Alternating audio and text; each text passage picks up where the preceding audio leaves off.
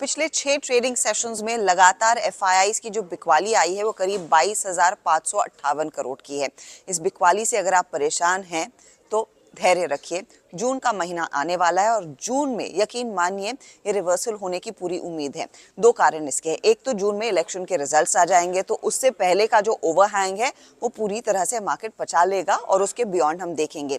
लेकिन एक और टेक्निकल और फंडामेंटल कारण जिसके चलते थोड़ा सा हौसला बढ़ता हुआ दिखाई देगा वो ये है, और ये बेसिकली आया है ब्लूमबर्ग की एक ताज़ा रिपोर्ट में। ब्लूमबर्ग ने रिपोर्ट किया है कि जेपी मॉर्गन चेज का जो इमर्जिंग मार्केट का बॉन्ड इंडेक्स है उसमें भारत की जो इंक्लूजन है या फिर भारत को शामिल करने का जो फैसला है वो फाइनली जून में अंजाम लेता हुआ दिखाई देगा।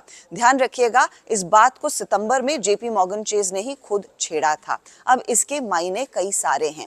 एक तो जेपी मॉर्गन ये कहता है कि जब इन्होंने एक स्टेटस चेक लिया और अपने क्लाइंट से बातचीत की, ज्यादातर लोग लार्जली पॉजिटिव हैं भारत के इंक्लूजन को लेकर। साथ ही साथ जेपी मॉर्गन ने साफ कहा है कि पिछले कुछ महीनों में भारतीय सरकार ने भी कई सारे रिफॉर्म्स मार्केट में लेकर आए हैं जिसको लेकर ग्लोबल कम्युनिटी भारत में पैसा लगाना चाहती है और भारतीय सॉवरेन बॉन्ड्स को खरीदना चाहती है। इसीलिए अब भारत भी जेपी मॉर्गन चेज के इमर्जिंग बॉन्ड इंडेक्स का हिस्सा बनने वाला है। लेकिन इसके मायने क्या है? मायने ये हैं कि एक बहुत सारा और बड़ा इनफ्लो भारतीय बाजारों में और भारतीय बॉन्ड मार्केट में आएगा।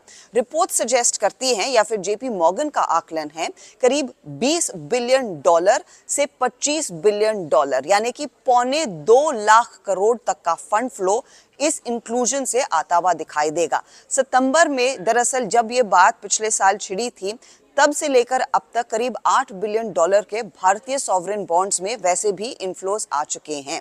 तो बेसिकली कहने का मतलब ये है कि जून का महीना बस 20 दिन दूर है। तेजी वाले, धैर्य रखिए, स्थिति बेहतर होने की उम्मीद जरूर है।